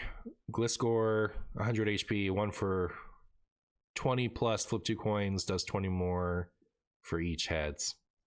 You know, if this was just flat out 1 for 60, it would be an interesting inclusion in some decks, right? Especially considering the Lucario when we get to it. But, you know, it's just not good. Hitmontop, so basic, 2 for 50, 80 HP, bad. Nosepass, 2 for 30. It's 2 colorless. Don't think it matters. Regirock, so 120 HP on a basic, and it takes 20 less damage from attacks. So you could, like, put a Rocky... I mean, like, you know, if you put Rocky Helmet on something that doesn't have this ability, your opponent is still tempted to get their chip damage in, right? Because you're at least dealing damage. But if you put Rocky Helmet on this, it's not like they're going to attack you with their 1 for 20 attack. That's just going to get absorbed. So, Exoskeleton does make it more sticky. And maybe the Rocky Helmet encourages them to not attack it at all until they can one-shot it. Huh. I mean, its attack is really bad, its retreat cost is really high. I don't think it's great. Cranidos has to evolve from a fossil, but 90 HP, 1 for 50, decent. Rampardos, 150 damage, 1 for 130, which is crazy. And if it knocks out, if your opponent's Pokemon is knocked out by damage from this attack, it also does 50 damage to itself. I think being a stage 2 and requiring it to evolve from an item that you can't tutor with Pokeball means that this card should not have the negative downside with Head Smash. Like 1 for 30 on a stage 2 is, or 1 for 130 on a stage 2 that evolves from a fossil is already like enough of an ask. So I don't know. Well, okay, like maybe this is just too stupid with its 150 HP if it doesn't deal damage to itself, maybe, I guess, because then, you know, you knock out your opponent's Starmie, you knock out your opponent's Articuno, whatever, and then they can't knock you out back because you have too much health. I don't know. I don't think it's, I mean, it might be great. I don't know. I might be underplaying it. So it's a fighting Pokemon. It goes with Lucario. Lucario, here he is right here. So attacks used by your fighting Pokemon do 20 more damage to your opponent's active Pokemon. So if you got a Lucario and you get out Rampardos, you're knocking out Mewtwo in one hit. The Cranidos does 1 for 50, which is pretty decent. So if you have Lucario that's 1 for 70, you can be chunking people with that. And Lucario stacks, right? So if you get out 2 Lucario, the games where you get out 2 Lucario, you know, this is like 1 for 90. That's a Pikachu for half the energy. So I don't know, like it could be an interesting Lucario partner. I don't know. Part of why I'm open into it is because I can't really think of what the right Lucario partner is, right? So you could run we'll talk about Lucario more in a second, but Rampardos, I guess I wrote it off initially, but I'm kind of talking myself back into it. To your opponent's active, so it doesn't deal more damage to itself. That's good. Wormadon, just as bad as the other one. Riolu, 60 damage, 1 for 20. If you have your other Riolu already evolved, it's 1 for 40. Meh. Hitmonchan does 1 for 30. So if you have a Lucario, that's 1 for 50. If you have both Lucario, it's 1 for 70. I think we can still do better. Maybe.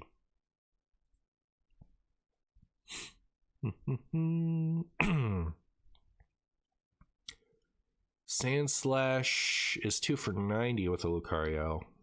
Doug Trio. So you get to use the do more damage and benefit from the effect of the attack. Primate, maybe.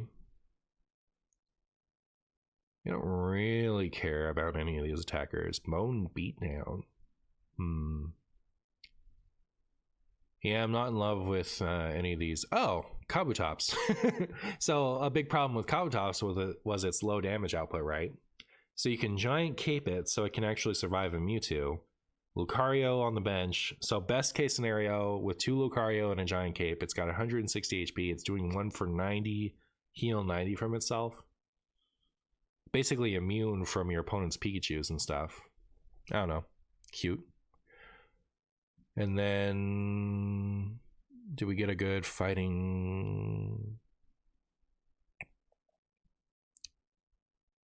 Primate? Meh. Golem? No. Aerodactyl? Huh. So you could Lucario and Aerodactyl. Yeah. Okay, so I think it's going to be Aerodactyl or Rampardos, honestly. So I think the Lucario is really good. You just need like basic... it needs good basic attackers to pair with it, I think, to make it real. Then we have Hippopotas, which does 2 fighting and a colorless for 60. Terrible. Hippowdon, awful. The Gallade. So Gallade-X, 2 for 70, and it does 20 more damage for each energy attached to your opponent's active Pokemon. So if they're a 3 energy attacker, you're dealing 130. If they're a 2 energy attacker, you're dealing 110. 170 HP is a lot. 1 retreat cost is fine. 2 fighting energy for 70 plus, I think, is decent. You know what? I do think I still value the original Ralts better in combination with Cyrus than the teleportation Ralts. Because, like, if your opponent moved whatever their initial attacker was to the bench so they could power it up slowly and come back later, you're going to want to be able to Cyrus that and knock it out with Energized Blades. So I think I still like the original Ralts better.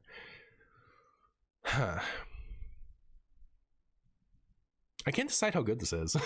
I think it's too much to ask to play Lucario and a stage 2. I think that's a tough ask. But maybe this is better than if we were going to run Lucario plus Rampardos, because it has more health and doesn't damage itself when it knocks things out. Hard to say. All right, so for the first time ever, we get dark Pokemon that are actually dark Pokemon.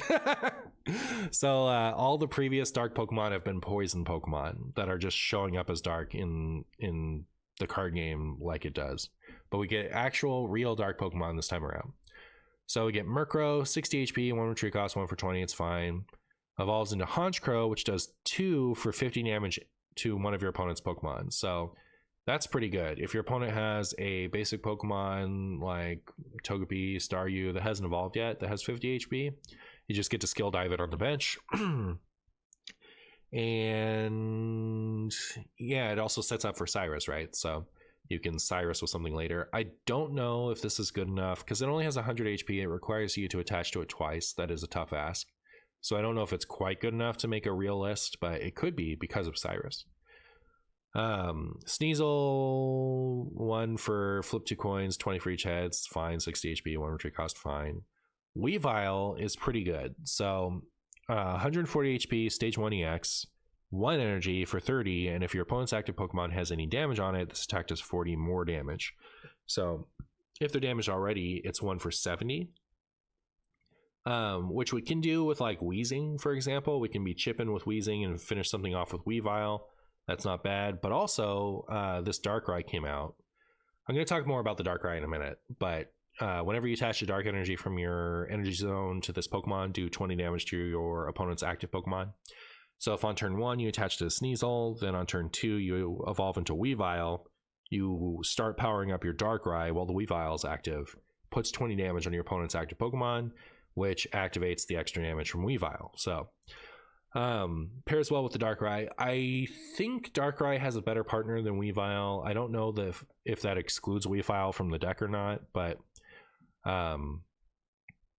it's an interesting inclusion, I think. And there's also like Rocky Helmet to consider, right? So if whatever your opponent attacked with first got Rocky Helmeted, 1 for 70. Poochyena, 60 HP, 1 for 21 retreat cost, pretty normal. And then 90 HP, 2 for 60, bad. Stunky, so this is one of the Team Galactic Spungus Pokemon. So 70 HP, 1 for 10, meh, 1 retreat cost. Skuntank does 2 for 50 and poison, which isn't bad. 100 HP is bad, but you can tutor the Stunky with your Team Galactic's whatever. That's terrible. I mean, it's dark type too, right? Just play Weezing. Spiritomb for 80. This deck does 10 damage to each of your opponent's Pokemon. All right, so throw out everything I said about the Rotom. Spiritomb is better for the situation I described with the Rotom, which was deal like there's this running theme in paper where you'll have an attack that does like a really efficient amount of damage to all of your opponent's Pokemon, but it requires them to be damaged already. So this will be your like 80 HP, basic 1 for 10 to each of your opponent's Pokemon. Will always be better than the stupid Rotom I had suggested for that strategy before. So throw that out. That Rotom is trash. Trash Rotom. But so doesn't even require a dark energy. You can run this in anything. You use this attack and now your Cyrus is active. So I could see like running this and Rocky Helmet in just about anything and just use Swirling Disaster to make sure your Cyrus is active and get chip damage on everything while you power up whatever your main stuff is. So I don't know, Spiritomb could be cool. Scruppy, 70 HP, 2 for 30, evolves into Drapion, 120 HP. Cross Poison, you flip 4 coins and then it does 40 damage for each heads, and then if at least 2 of them are heads, your opponent's active Pokemon is now poisoned. You can't attach enough energy fast enough to this to where I'd say it's a fun attack. Like if it was 2 for flip 4 coins and do 20 or 30 damage for each heads, I would be interested in this as a funny attacker. But 3 energy is a lot to ask, so I think this is pretty bad actually. So then we have Croagunk, 60 HP, 2 for flip a coin for each Pokemon you have in play. This attack does 20 damage for each heads. If this was just 2 for 20 damage flat for each Pokemon you had in play, I don't know. See, then it would be an interesting attack. I don't know if it would be broken because like 60 HP, right? It would probably be far-fetched levels of broken, right? Where like, you know, on the game just comes out, if this attack existed, people would call for nerfs. Remember the first week after Pokemon Pocket went global and everyone was asking for Farfetch to get nerfed? So funny. Anyways, if this just did 20 damage per, I think it would be interesting. Or if it was 1 energy for 10 times, it would be interesting. But the fact that it asks you to flip, I think it's pretty bad. And then Toxicroak has the exact same attack for more damage. You can tutor it with Team Galactic Spungus, I guess, if you really want to. I think it's bad.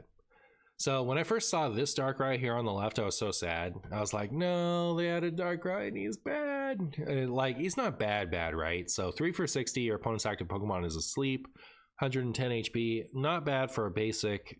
Attaching 3 energies is bad for a basic, but it's kind of like, you know, it's close to being Wigglytuff because Wigglytuff, by the time you start attacking with it, you're relying on your opponent getting tails to kind of finish off the game. 80 damage is also low output, so Dark Void could be good in the same role as a Wigglytuff as far as being the secondary attacker to a Weezing deck.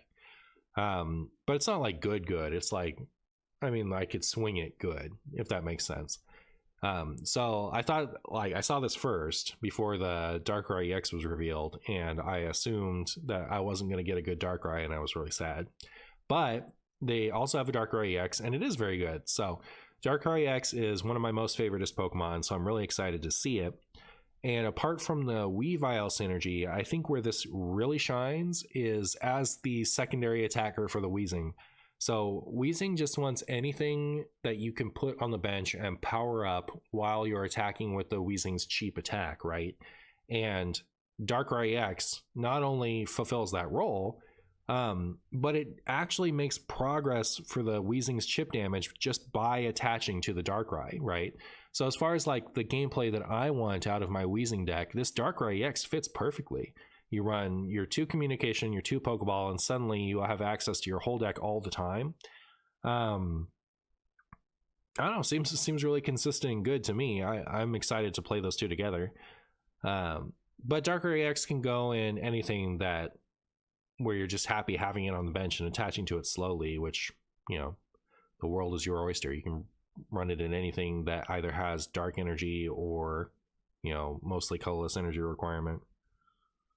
I don't know. I think Weezing is pretty clearly the best partner for it. Weavile is the contender, and like you can consider Honchkrow, but I mean, if we look at the original ones, Arbok, meh. Yeah, what a sorry bunch. Yeah, finally a good dark partner for the Weezing. I think, I think that's the deck. I would run just those 6 Pokemon, and then I'd be running like Giant Capes. I might not even run Koga. I don't think I'd run 2. And just have the Weezing getting in early chip damage while you power up your Darkrai, and have your Darkrai finish stuff off after. I'm excited to play that deck. Skarmory, so this one is if it has a tool attached. So this is what I thought the Rotom was at first, but 80 HP, 1 for 20, already okay. And if this Pokemon has a tool attached to it, it does 50. 1 for 50 is good. So if you're Giant Caping it, it's 100 HP, which is still... But Rocky Helmet also, it allows you to do more chip damage once your opponent finally gets their stuff going. I think Skarmory could be good in a metal deck. So Melmetal was what needed a partner. Melmetal, I think, works with both tools pretty well, both of the good tools. So if you run 2 Skarmory and the Melmetal line and then a bunch of tools, could be good. Registeel, 110 HP, 3 metal for 90, pretty bad. Shieldon requires you to evolve from a fossil. 2 for 50 is okay if you went for second, but then you're attaching to a fossil. Pretty boring, but 2 for 50, it's okay. Bastiodon is interesting. So 160 HP is already a lot, right? That survives Mewtwo already.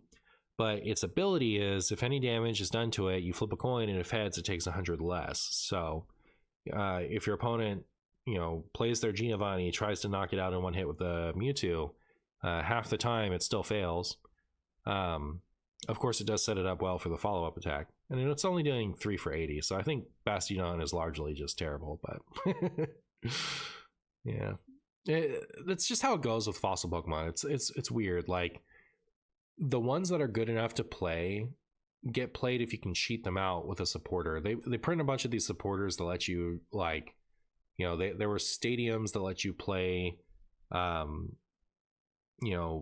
the stage 1s like Shieldon directly onto your bench, and that was okay. Then there's like Maxie's Hidden Ball Trick, which lets you play an Archeops directly onto your bench, didn't have to evolve into it, and that was broken. That got banned. Both of those cards got banned. And expanded anyways. And same thing, like there's currently in Paper Pokemon, there's an Archeops that the Lugia V-Star just takes it out of the discard pile and puts it on the bench. So like when they have good abilities, they still don't see play unless something can cheat them out. Like fossil Pokemon very, very rarely get played, and it's because they keep designing them like this, right? Like it's either there's an absurd support card that's meant to go with them to skip the fossil mechanic entirely, or the payoff for your fossil evolution line is this awful garbage. So I don't know why they don't like fossil Pokemon. Wormadam, 110 HP, 2 for 50, flip a coin, if heads, 30 more. If this was 2 for 80, it'd be interesting, but it's not. So Bronzor, 60 HP, 2 for 30, bleh, 1 retreat cost, so basically no attack. Bronzong has 120, it does 3 for 60 and takes 20 less on the following turn, so that's also bad. Okay, we did get a Probopass, but it's awful, so 130, wow, like most of the metal Pokemon are just unplayable. The Skarmory is good, right? I mean, how much did Dark get? Dark got Darkrai and Spiritomb, but everything got Spiritomb. And it got maybe Weavile and maybe Honchkrow. So yeah, it got some things to consider and something that's clearly good. Two things that are clearly good, I think. The Spiritomb and the Darkrai. Whereas we get something that's probably pretty good, and then Probopass, which is awful. So 130 triple nose, 3 metal and a colorless for 30, and you flip through coins and it does 150. It's so bad. Dialga EX, so basic 150 HP, that's good.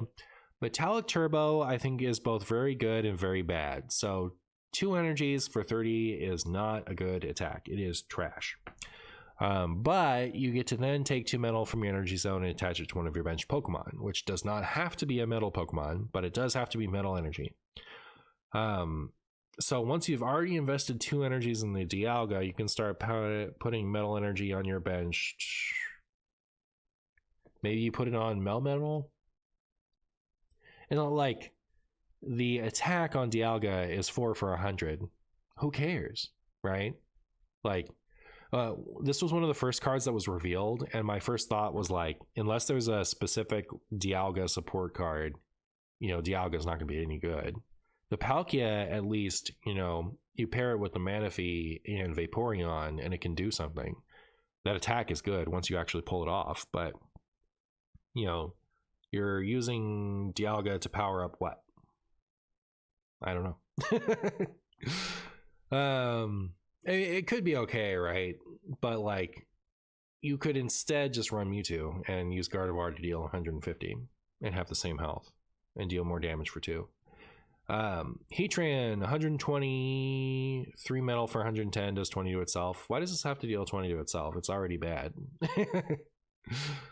On to the dragons. So Gibble, 61 for 20, and free retreat, or 1 retreat cost. Seems decent. Gabite, so we're curving. We get a water and a fighting as long as our energy zone is playing nice. We can do 2 for 60, pretty good. And then the Garchomp is 140 HP, pretty good. Its ability is really good, so you must discard a card from your hand in order to use this ability. Once during your turn, you may draw a card. I think that's super fair, because drawing a card in pocket, because it's a 20 card deck, is so significant compared to other card games, right? Like, even comparing it to Hearthstone, where you have a 30 card deck, you're by the time you're using this Garchomp, discarding a card from your hand to draw a card is really powerful. It does require a water and a fighting, so it only has 1 retreat cost, so you can play with Dawn, and like potentially if you got to use both of your Garchomps, you could like retreat 1 and Dawn whatever of the 2 energies the other one plays nice with your energy zone would be to use the other attack. So 2 for 100 is good. On a stage 2 with 140 HP is pretty good, and you can Cynthia to deal 150. So I think at the very least it's going to be an interesting off meta deck, but I think it has potential to be real, right? Like 2 for 100 already good, and you can do 2 for 150 with it, and it has a nice like consistency ability, so do like that. Licky Tongue, he's funny. 3 for 50 is terrible. 80 HP, whatever. Licky EX, 4 for 100, and then you flip a coin until you get tails. Why do they make bad things? Like, 4 energy, this should deal 150. I don't know. 150 is probably a lot to ask, I guess. This could be your Dialga target, right? You use Dialga to power this up. It has 160 health, which is fine, and it might not one-shot things, and if it doesn't one-shot them, it two-shots them. So I don't know, maybe it's okay. I'm pretty sure the Eevee with this picture in the paper card game is really good. I think it's one of the, like, you attach an energy to it and you get to search your deck for something that evolves from it that matches that energy. I'm pretty sure it's one of those Eevees. A lot of the Eevees have really good evolving abilities, like they'll let you, like, they'll have an attack that searches for multiple evolutions of Eevee, or they'll have an ability that when you evolve something else, it gets to evolve too. Or there's currently one that if it's in the active position, you can evolve it on the first turn. Like, EVs typically have abilities like that. And I think the one with this picture is when you attach energy to it, you can evolve it as long as it matches that energy from your deck. Like you search your deck for something that evolves from EV that's the same type as that energy and evolve it. But of course, this is Pocket, so 1 for 10 and flip a coin if heads 30. Is this better than the other EVs? I don't know. I don't think it matters. Porygon, 60 HP, 1 for 20, it's fine. Porygon 2, 1 for 30, good. So if we go first, we can evolve into Porygon 2 and sharpen for 30. Porygon Z is interesting. It could be broken, it could be trash. It depends on what your opponent's playing. So for 3 energies, which does not curve well with the Porygon, right? So if we go first, we skip attaching to the Porygon, evolve to Porygon 2, attach energy, deal 30, evolve to Porygon Z, attach an energy, and then we don't have enough energy yet. So I think it doesn't curve well with Porygon 2. So maybe this is a Magneton Dawn type situation. So anyways, 3 for 80, and change the type of the next energy that will be generated for your opponent to one of the following at random. So the next energy they get will be a random colored energy, which could ruin them, right? So there are a lot of attacks like, if you're up against the Pikachu deck, for example, and they have 1 energy on their Pikachu and you buggy beam them, and their next energy ends up going to be dark, it needs 2 lightning to attack, so it can't actually attack.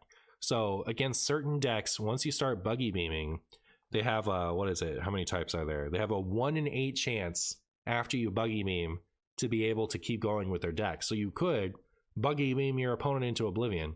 This is the perfect streamer strategy. I can imagine the video around the Porygon Z would be hilarious because I'd only show you the games where I pull it off. But 80 damage is low output. And then you think about things like Mewtwo, right? Like, it's 2 psychic and 2 colorless. It doesn't matter what their energy per turn is once they get to do 150 because they already have 2 psychic on, and the Gardevoir is attaching psychic energies. So there are decks where buggy beam will not matter at all, and there are decks where buggy beam is just the most broken attack that's ever been used in the history of Pokemon, right? Like your opponent just will not have the energy to attack next turn. So could be fun. I imagine it'd be good for clips. Apom, 60, 1 energy, 1 for 20, it's fine. Evolves into hot garbage as usual. All these stage 1 Pokemon that like require flippy attack, so sad. Just pack filler. Starly, 50 health, 1 for 20, and before doing damage, discard all Pokemon tools from your opponent's active Pokemon. Why are there basic Pokemon that have 1 for 10 when this one has 1 for 20 plus a nice bonus effect? This is great. If the Staraptor is good. So like, yeah, you can remove tools with the Starly. Is this the only one that does it? This might, like, depending on how the meta shapes out, you could see some decks running a Starly just to remove a tool, but probably not. Right? Because in a situation where you would switch to the Starly to remove the tool, you're probably just better off just attacking through it anyway, right? So probably not. But, if Staraptor is good, it's nice to have that option. So Starly, you go second, attach, you use Pluck. Then on your second turn, you attach and do 40. And on your third turn, you clutch. So pretty good. 140 HP, can attack on curve with clutch. I don't know, it'll be an off meta deck if it's anything. Bidoof, obviously it's Bidoof, so it's broken. Have your opponent's active Pokemon's HP rounded down. Rounded down. So you can't actually knock anything out with this? Huh. Interesting. Is there anything where having their health would matter? Probably not. And it evolves into garbage. Bunny 60, 1 for 20, meh. Lopunny is decent though. So 90 for 1 for 20 to the active and 20 to one of your opponent's bench Pokemon. So that makes 2 Cyrus targets. And like I'm always thinking about this bench damage in the context of Cyrus now, but it does let you finish things off that have escaped with barely any HP left. And the fact that it does damage to the active 2 is nice. I don't think it's worth running a stage 1 in your deck to do that, but the attack itself is good. HP is low. Glammeow, so the final amazing thing you can tutor with Cyrus or Team Galactic's potato chips. So 60, one for maybe 40, maybe nothing. Evolves into your opponent reveals their hand, choose a card from you find there, and shuffle it into your opponent's deck. You get to pick. Pretty good. Unfortunately, it has 110 HP and asks you to do 3 energies, so maybe Magneton Dawn. Maybe that combo. Chatot, so 1 for flip 3 coins, 20 damage for each heads, that's whatever. And Fan Rotom does 2 for flip a coin. If heads, put your opponent's active Pokemon into their hand. So yeah, it's kind of like Aerodactyl. It's not as good as Aerodactyl, but it doesn't require you to evolve from a fossil. It's pretty cute. You're more likely to get the donk with this one than you are with Aerodactyl, right? It's pretty silly. Regigigas, 140 HP on a basic. So new biggest basic wall. Just throw a Rocky Helmet on that, and then this attack does damage equal to the damage this Pokemon has on it. So, I mean, you're never attacking with this, right? Even Magneton Dawn is hopeful, and that's the end of them. So I forget. I know there's at least one promo. There's like a Cresselia promo. This is Pokezone, by the way. Pokemon-zone.com. They have it's my go-to place to find all the spoilers and stuff. Let's see, do they have a... Yeah, they just have promo pack A here. So they don't have it yet. No, it's just here. So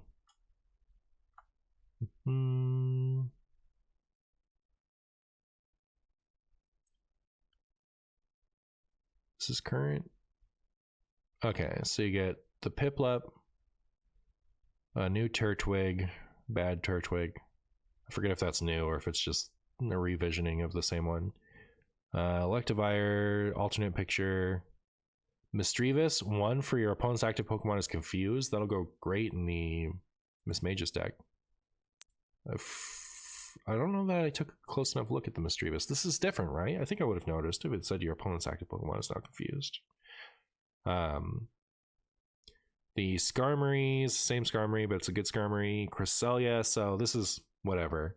140 health, 3 for 80, and whenever you attach a Psychic Energy to it, you heal 20 damage from it. So it's like the same thing as Lapras. Similar anyway. Togepi and Chimchar I think are the same. They might be slightly different. But not in like a meaningful way. I don't think. Wait, I've gotten lost. I forget where all my stuff is.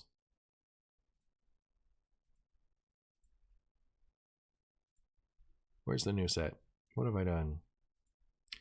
We'll never know. We'll never know. But anyway, so that was everything from the new set. I think there are a lot of like really exciting things to look forward to in this. In particular, for me, I think the Darkrai is especially exciting. The Infernape could be a big meta shakeup. It could also flop. I think that it's very polarizing seeming to me. I think the Magneton plus Dawn synergy is really important. Like the trainers more than anything, I think matter. Yeah, the Misdreavus. The Misdreavus that confuses is going to go well with this Misdreavus, I think, whenever that promo comes out. Pachyssaru EX, I think, is going to revitalize Pikachu EX. It's going to give it some new, interesting, it's going to be a new, better alternate attacker. Miss Magus will be something. Pixies, just for fun. Giratina might be a blocker in Mewtwo. Fighting is still probably going to be bad, I think. I think if anything, Gallade is going to save it, but it'll just be like I don't know that it'll be a Gallade Lucario deck. It'll be a Gallade, maybe a Gallade Spiritomb deck. I don't know. Dark got interesting tools. Metal didn't really. I think Skarmory is the best metal card we got. Garchomp is interesting. Porygon Z is interesting. It's probably not great, but it's interesting. And yeah, all the trainers really good. So anyways, like, subscribe, tell your friends. Thank you so much. I'm sorry. Thank you so much for watching. I hope you enjoyed this video, and I'll see you next time.